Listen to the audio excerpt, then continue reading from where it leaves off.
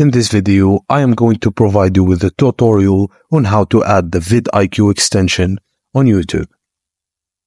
If you're using Google Chrome as your browser, begin by navigating to the Chrome Web Store. You can do this by typing chrome.google.com/extensions into your browser's data or address bar. Once you're in the Chrome Web Store, use the search function to look for VidIQ. Simply type VidIQ into the search bar and press enter.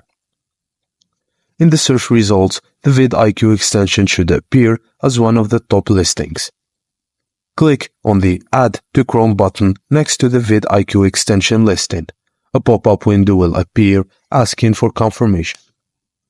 Confirm by clicking on the Add Extension button. Chrome will then download and install the VidIQ extension. After installation, you may need to pin the VidIQ extension to your browser's toolbar.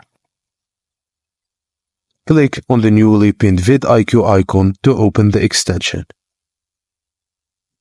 With the VidIQ extension added, you need first to sign up or sign in. Navigate to YouTube and you'll now see VidIQ's analytics and SEO suggestions directly on the YouTube interface. And that's it, guys. Thank you for watching, and please don't forget to like and subscribe for more.